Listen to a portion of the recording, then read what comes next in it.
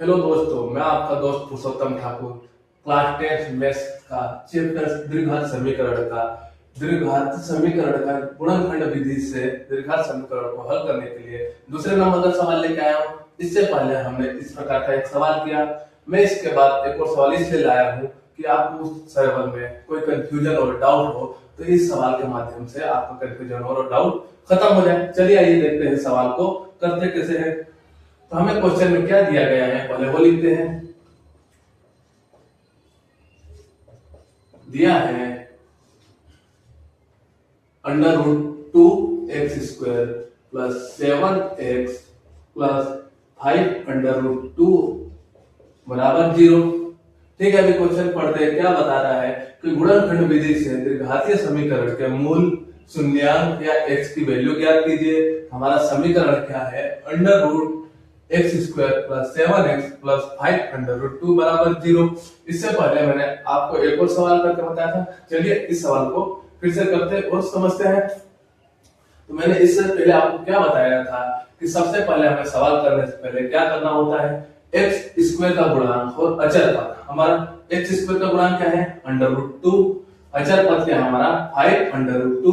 इन दोनों का गुणा किया जाता है। चलिए आइए करते हैं। पर उस गुणे को जो वैल्यू आती है हम कहीं लिखते नहीं, सिर्फ दिमाग में रखते हैं कि यह संख्या एक आई है। तो √2 इंटू 5√2 हमारा √2 क्या है? x² का गुणांक और हमारा √5√2 क्या है? अचर पद। इन दोनों का गुणा किया जाता है। हमने किया तो क्या है हमारा? 5 × 2 बराबर 10। हमें जो संख्या आई है गुणा करने पर x² का गुणांक और अचर पद का गुणा करके 10, इसे हमें दिमाग में रखना है, कहीं लिखना नहीं होता है। फिर क्या करते हैं हम? अपने x वाले पद के पास जाते हैं। ठीक है, इसका गुणांक क्या है? 7 है। अभी 7 को हमें इस प्रकार तोड़ना है कि गुणा करने पर जो ये वैल्यू है यह आए और जोड़ने और घटाने पर x का गुणांक है, मतलब 7 आए। चलिए ऐसी संख्या कौन सी होगी? मैंने क्या किया? 5 × 2 बराबर क्या होता है? 10। 5 और 2 का गुणा करेंगे तो क्या आता है? 10 आता है। पर यहीं पर हम 5 + 2 करते हैं तो हमें क्या प्राप्त होता है? 7 प्राप्त होता है। हमें यही चाहिए कि जब हम दो संख्या ले रहे हैं तो उसका गुणा करें, तो जो हमने अचर पद और x² का गुणा करा था तो हमें 10 आया था, तो वो वैल्यू आनी चाहिए, तो 10 आ रहा है। और उसी संख्या को, गुणा करने वाली संख्या को ही जोड़े या घटाए तो हमें क्या प्राप्त होना चाहिए? x वाला पद प्राप्त होना चाहिए। x का गुणा क्या है? 7 प्राप्त हुआ। मतलब इस संख्या को हम 7 की जगह लिख सकते हैं। चलिए आइए लिखते हैं। x² √x² plus 5 plus 2x plus 5√2 बराबर 0। ठीक है, अभी क्या करते हैं? x को अंदर गुणा कर देते हैं। √2x² plus 5x plus 2x plus 5√2 बराबर 0। ठीक है, अभी हम क्या करते हैं? प्लस है तो ब्रैकेट के अंदर के निशानों कोई फर्क नहीं पड़ता है। चलिए ब्रैकेट हटा देते हैं। √2x² plus 5x plus 2x plus 5√2 बराबर 0। अभी हम देखते हैं कि हमारे पास क्या निकल रहा है? 5√2 कुछ कॉमन नहीं निकल रहा है। ठीक है, हम क्या करते हैं? x × x लिख सकते हैं प्लस 2x हमने यहां लिखा। फिर हमने क्या करा? 5 को प्लस 5x प्लस 5√2 बराबर 0।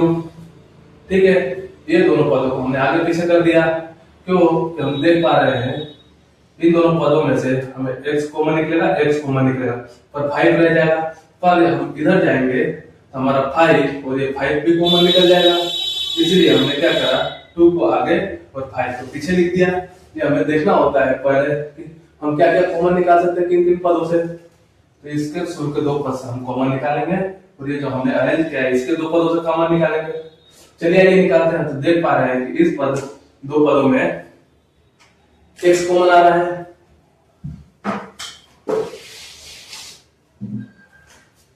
यह शुरू के दो पदों में से हमने x कॉमन लिया।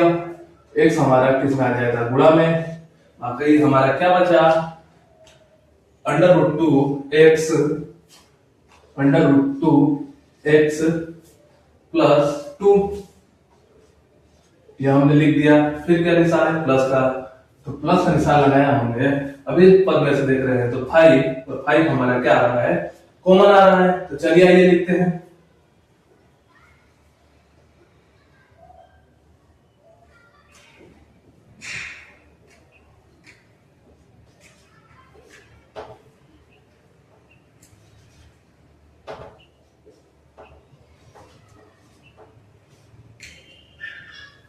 √2 यह आ गया।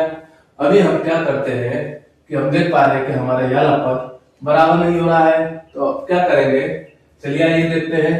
x अभी इसे बराबर करने के लिए हमें यह √2 हटाना होगा।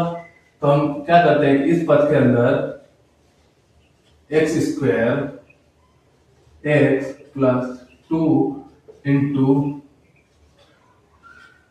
2/2 का गुणा कर देते हैं प्लस 5x प्लस √2। ठीक है, तो हम क्या करते हैं कि 2 कॉमन ले लेते हैं। 2√x कॉमन ले लिया तो हमारे पास क्या बचा, x plus 2/2 plus x plus 2। अभी आपको यहां मैं समझाता हूं कि हमारे को ये जो ब्रैकेट वाला पद है यह बराबर होना चाहिए। हमारा यहाँ क्या आया, x प्लस √2 है। हमारा यहाँ क्या है, √2x प्लस 2 है। तो अभी हम यह पद और यह पद बराबर नहीं है, तो हमें इन दोनों पदों को बराबर करने के लिए मैंने क्या किया, इस पद में 2 वाले, इस पद के 2 वाले पद में ऊपर नीचे x² √x और √x से गुणा कर दिया। अभी क्या, इस √x से √x कट जाएगा तो हमारा 2 होगा। अभी हमने क्या किया कि ये √2 और ये √2 को कॉमन ले सकते हैं। तो मैंने √2x को कॉमन ले लिया तो हमें क्या बचा ब्रैकेट में, 2/√2। अभी एक सूत्र होता है,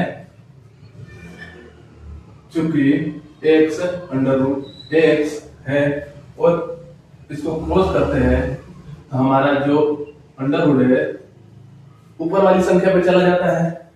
ठीक है, √x plus √2 plus 5x plus √2। अभी क्या हो गया कि हमारा ये दोनों पद सेम हो गए। अभी x प्लस √2 को हम कॉमन लेते हैं। x प्लस √2 को हमने कॉमन ले लिया, √2x प्लस 5। अभी हमारा पहला पद आ गया ब्रैकेट में, दूसरा पद आ गया ब्रैकेट में।